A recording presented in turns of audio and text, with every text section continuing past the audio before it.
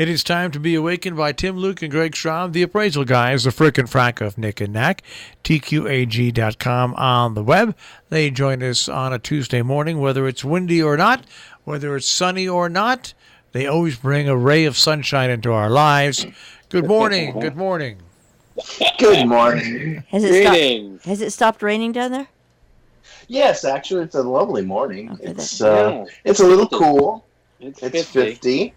So, but it's going up into the mid 70s. It's warmer than it was. 70s today. 50. Come on. When I used to go down there in April, and if it was 50 degrees on the golf course, I'd be out there in my shorts, and you'd see these people out there bundled up in jackets and gloves. Yeah. We heard this. No, I'm in layers. But that's how you tell some.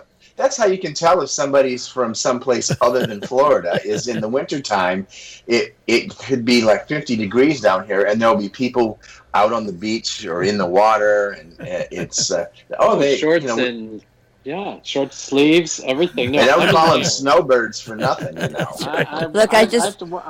I'm walking the dog in layers. I've got like multiple layers and gloves because it's a little cold and wind. And I just want to point out that last week at this time, you guys had 47, so go on. Yes, I know. Well, I just want to point out that the holidays are upon us, and not unlike the spruce grouse, I'm expecting to enlarge my ventriculus over the holidays as well. Your gizzard? Ooh. And speaking of enlarging your gizzard, we had a little competition that we had with the Hugh Hefner auction. You had predicted, Marshall, what his Ford F-50 was going to sell for. Do you remember that prediction? I don't remember what I said, but I think I went into I think I went into the hundreds of thousands of dollars. No, did you? I thought you said it didn't go that high. How high did it go? Yeah. We could go to the videotape. 76. The winning bid was $7,680. Wow. So you could have gotten that. That's a good. That's to me. That's a steal. We don't know if it runs though. It doesn't matter if it runs or not. It was Hugh Hefner's truck. Right. So, but the online auction ended on Monday, right, Greg? It did. It did. So, and this was totally a kitchen sink auction. I mean, there was not a single thing left, I think, in the house after this auction. There must not have been, because they sold everything. I mean, they sold at least in this sale, in the online sale, at least 5 lots of Monopoly money. The guy loved Monopoly. What can I say? And even each of those lots sold for over $1,000. And in the live auction, we had several of those too. Yeah. However, they did sell. There were several lots of Hugh Hefner's balls, which I would certainly think it would be. Listen, this is Hugh Hefner we're talking about here. Everything has to be about sex. What are you talking about? No, his bowling ball only sold for $125. Oh, okay.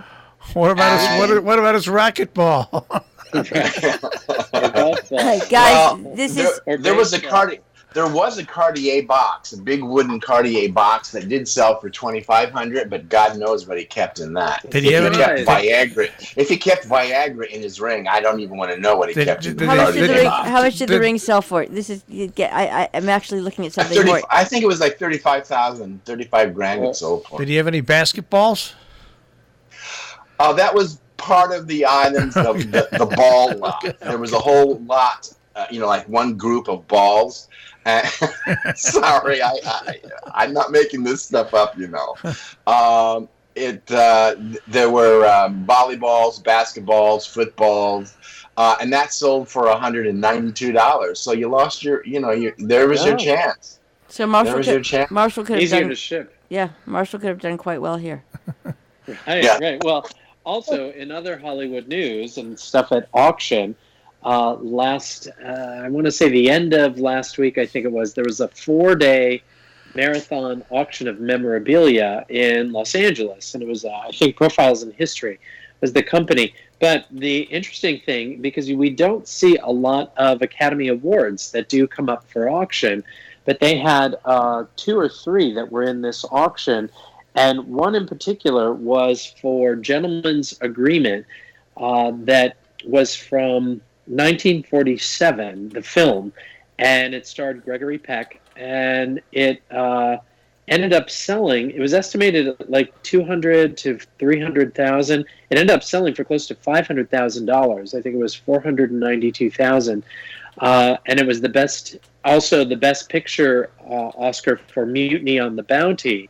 Also, that sold for $240,000, which was interesting. I thought the Academy tried to get those back so they couldn't be sold. No, so these, and that's what I want to talk about, is the rule there is that in 1951 and onward, the Academy has there's a clause that every winner from that year forward has to sign something that says the Academy could buy it back for like $10 or $1 or something like that.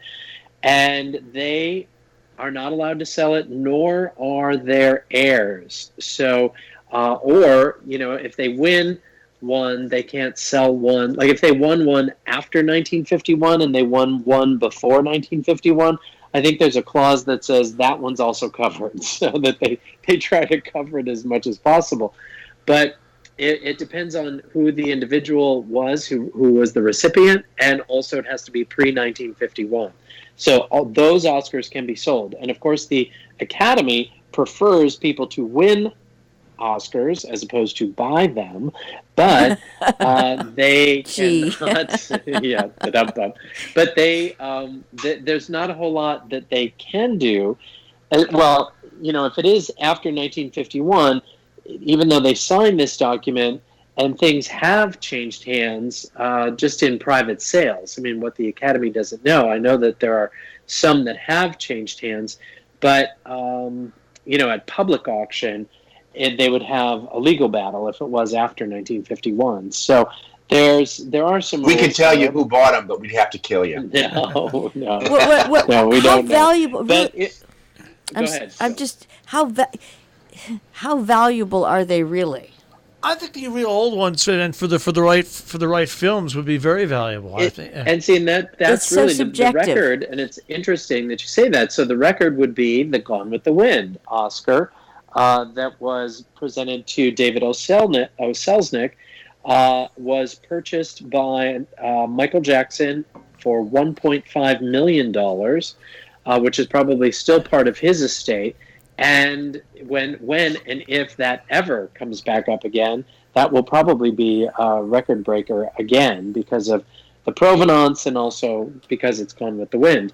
Ultimately, I think if for retail replacement for cost replacement, I think the cost of making one, and they do this every year, because it's just gold plated, it's not gold, and it has a bunch of other metals underneath. I think it's like $3,000 or $4,000 is what the ultimate cost in just making one is. It's like $3,500, I think, is what it is. But then you attach all of the other. You need the context. What makes it valuable? Oh, this was awarded to this individual for this particular picture.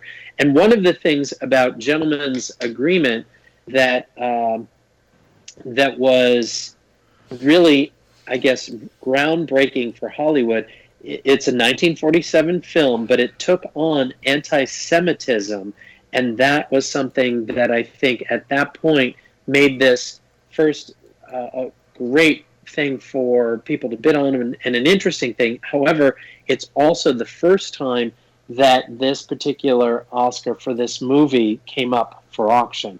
So whenever you have the first time and then really delving into a social issue that is groundbreaking, that also drives interest for bidding, and for bidders, who they all, of course, wanted to remain anonymous, because I know, Jill, that was your next question. But there was also in that sale, they had, which I found interesting, I was watching this online, they had archives of production papers, sketches, designs, costumes, sets, backgrounds for The Wizard of Oz. So it was the storyboards and all of the archives of the development, what went into the creation of The Wizard of Oz for the film. And that entire archive sold for $1.2 million. Because again, that's a monumental film. The Wizard of Oz, very iconic, right up there with Gone with the Wind, when it comes to major films, especially for categories of what people really want to collect, which is really interesting. Well, there you have it. Go ahead. No, it's just I had no idea that just to actually replace one was so costly. I mean, it's sort of a good business would be stealing the entire Brinks truck on the way over, Right. if that's what you're looking at, because you got to think that everyone, by the time you get to the end of the show, if you're awake, they're lashing those out with. Right. Oh, yeah. Well, but also, and I will tell you this.